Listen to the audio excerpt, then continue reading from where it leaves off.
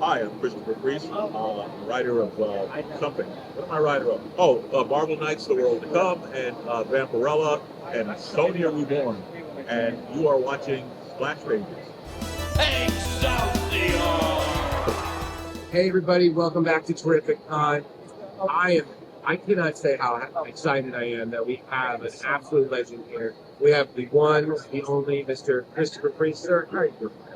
Who are you? How did you get in here? But you told me to sit down. You said we were okay to do this. Oh no. Okay. We've got to take him out now. We've got to wheel him out, get the replacement, please. So I want to start, first for thank you so much. I've been a fan of yours forever. I met you, actually, when you were here back, I think, 2016, 2018, Yeah. right?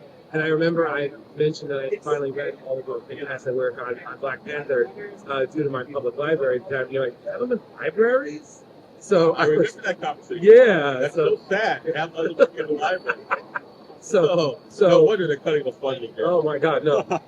So I wanted to start with the beginning. So I understand your time in Marvel began in 1978. You were a Marvel intern. Yes. You joined the editorial staff in 1979, where then you worked as a managing editor for Crazy Magazine, and then you worked with Larry Hama on the Conan title. So what was it like coming into the industry as an intern, becoming an editor, before becoming a creator? Oh, it was great. I grew up in it. I was over here watching the Marvel.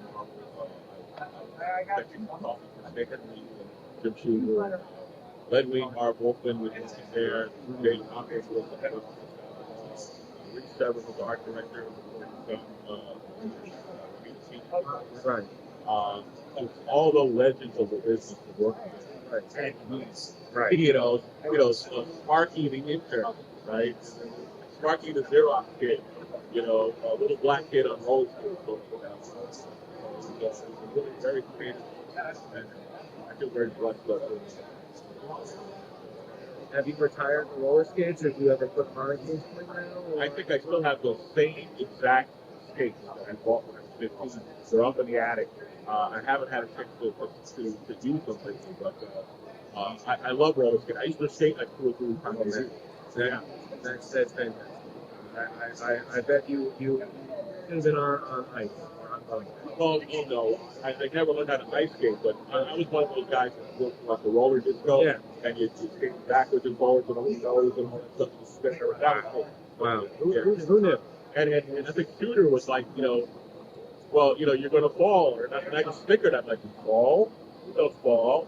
It's like, oh, you're going to knock into somebody. He goes, no, and I never fell, never knocked into anybody.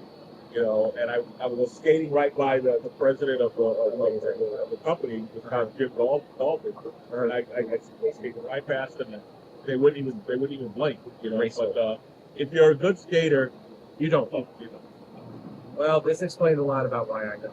So, but also why I have strong leans. So, another question is, you followed up Joe Kelly, who, cut to Joe Kelly.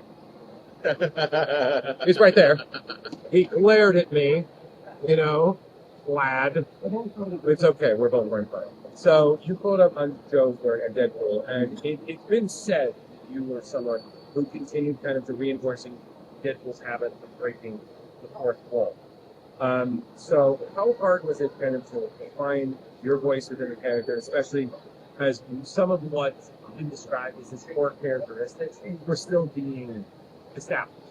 Well, it was terrifying. Angela Joe worked so good, and he was so funny. The book was so funny, and I didn't know what I was doing. And I was really lost. I was really struggling with the character. Right. And one day I woke up and I had this kind of epiphany, and I go, oh!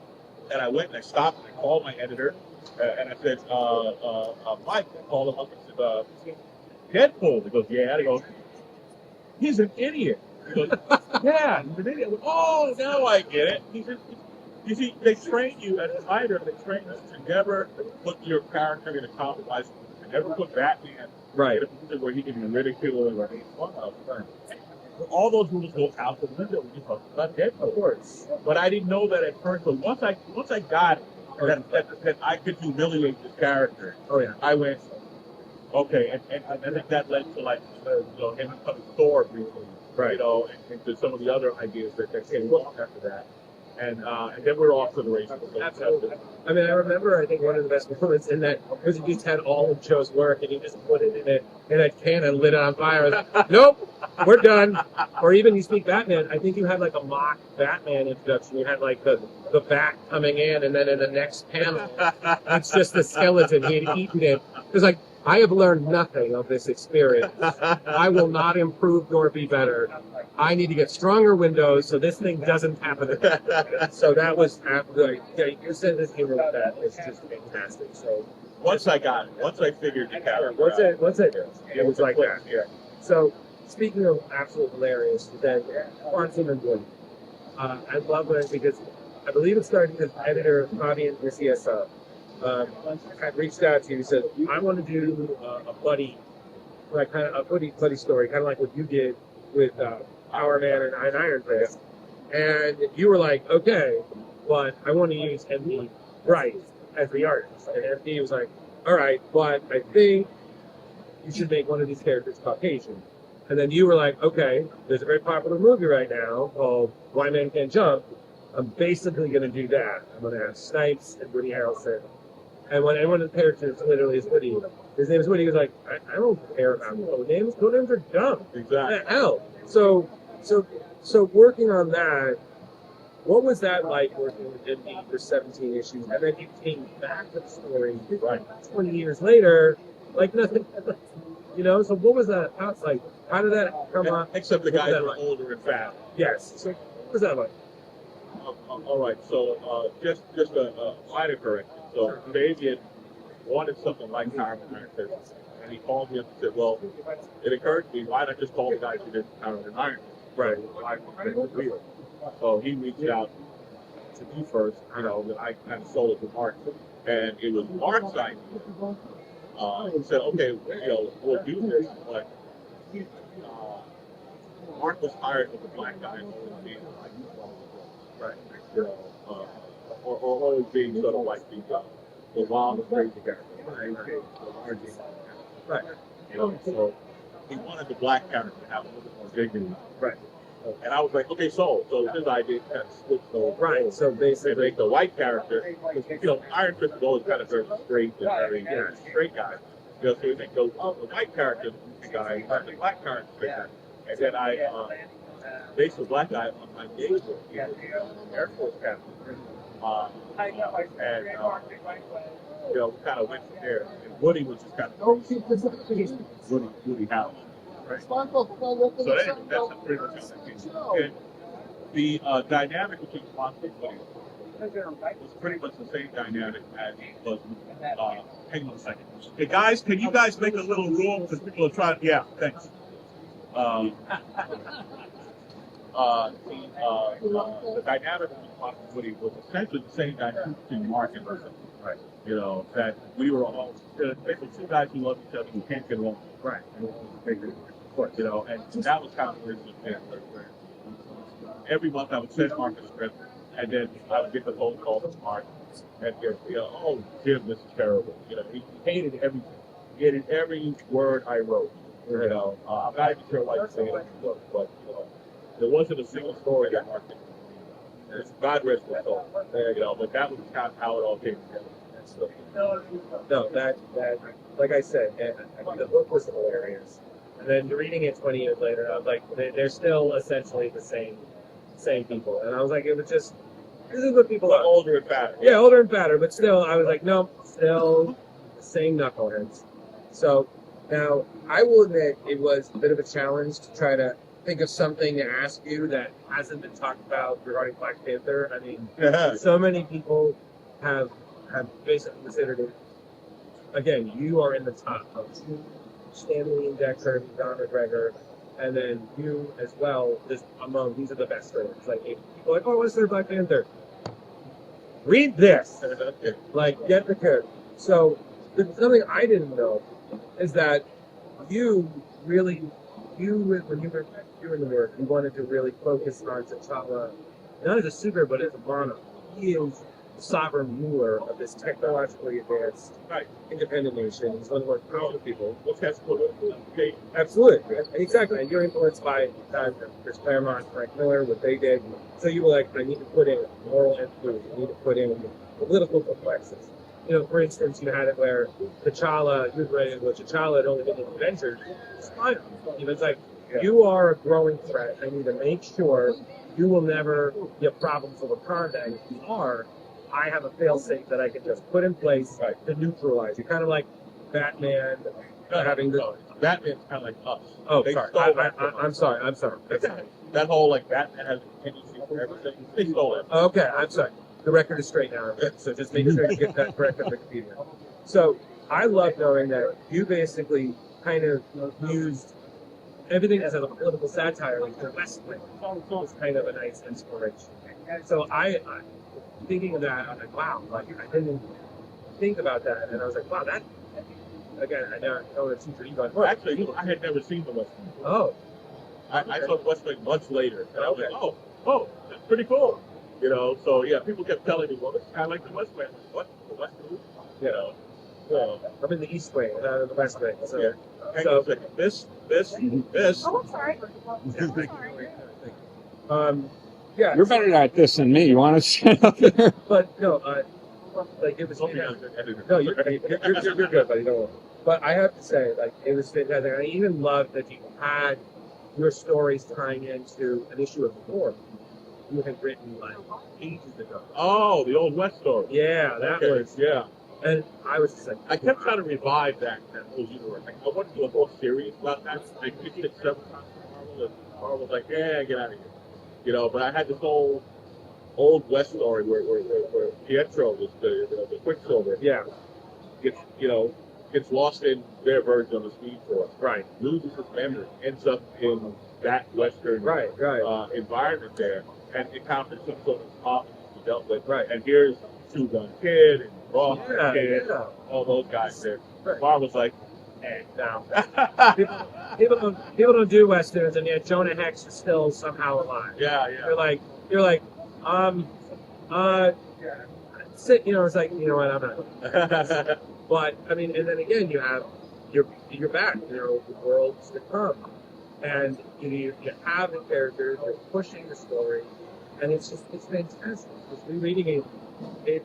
Like I said, I'm like Marvel Knights again. You see why you got Joe Quesada, you know, even Rachel Capriati, bringing Punisher back. Just what a time! And again, especially this is a time when nostalgia is just bringing so much back.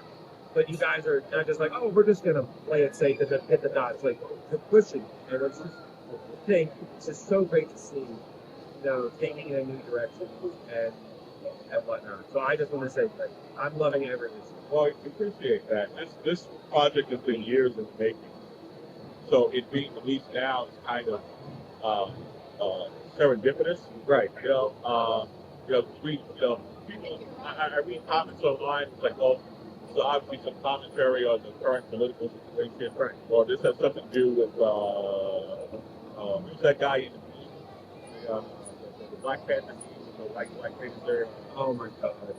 Yeah.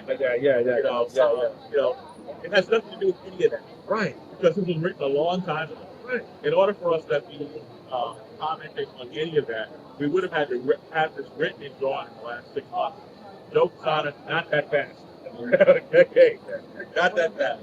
So this has been like years. I mean, years. Yeah, absolutely. And it has nothing to do with any of that. Yeah, But it does connect to what we did in the original Marvel Knights and bring that flavor. And it just blows my mind, especially because I remember all the articles about some of the reviews. I'm not going to say anything because I wasn't. Sure. And I was just like, you guys are just helping his sales even more. Because people are like, oh, what's this? I'm going to buy. And I was like, even if it's buying a complaint. Thank you very much. You're welcome, everybody. Thank you for helping him with loans. You know? But it's just seriously, it's just so good to see his work. Again, and not just like the stuff with Marvel. I totally enjoyed Deathstroke and a lot of other stuff in the DC universe. By the way, in Deathstroke, we did this character called Death's Mask. And Death's Mask was unabashedly Deadpool. Right. I mean, we weren't even pretending it wasn't. Oh no, it was Okay, yeah, or right. you know, and there's at some point in the story where all day here's breaking news and he's doing the script and doing Deadpool, Right. where he stops, looks directly at the reader, and he goes, "Wouldn't it be ironic if they sued us?" You know, I if forgot Marvel, about that. if Marvel sues DC over us ripping off Deadpool, who they ripped off from Deathstroke. Right, exactly. But now DC and Marvel are doing that and Deadpool, and you're just like, you know what? I am just gonna stay in this corner. No, but like, don't say anything. And they didn't ask me to do it. I'm so pissed. Right. You know? Like, it would have been genius, but you know what? But I think I fixed that. Yeah, I'm sorry. I just pitched someone to them. Some characters, Black Panther versus Batman, and those things. Yeah. Well, like just, I'm sure they get a billion pictures a year. Yeah, but you've worked with them. So. It doesn't matter. Right, It I know. doesn't matter. You know, it's really difficult for publishers and retailers to know what to give a green light to. Yeah. I'm not mad at Oh no, I know. I'm just saying. you know, but Batman versus Black Panther, these are two guys who use their minds to think, Right. and these two guys that would be so wonderfully paired. Yeah. Who would win? I actually don't know. But I'd like to shot right You know, I hope you get that shot because I would buy that book. I'd be like, hey, do you remember that time when you were on that show and you talked about it and you did it? And Proud of you. And it seems like such an obvious, that seems a more obvious thing to do than Batman. Deadpool. Okay. You know, it is what it is. But so thank you so much for your time. We really appreciate it. If anybody wants to follow you, are you on social media or are you just completely off the grid? I am completely off the grid. Completely off the grid. Okay, good to know. Don't look for him only at conventions. Don't even know him. Okay, just give him money. I have, well, that would help too. Yeah, it would be great. I have a website, it's ChristopherBreeze.com. I haven't updated that website since we launched it. Yeah, I know. But there's a bunch of stuff up there if you're, you know, if you're interested. You know. So there you go. Yeah. All right. Well, thank you so much for your time, Mr. Priest. We really appreciate it. Everybody, check out Christopher Priest, Black Panther World's Cup, everything else. Super dope. Can't wait for more. And Let's get Batman versus Black Panther. yeah, Yes. Batman, like, campaign this. Let's go. Batman, Black Panther. Oh, not. Hey, South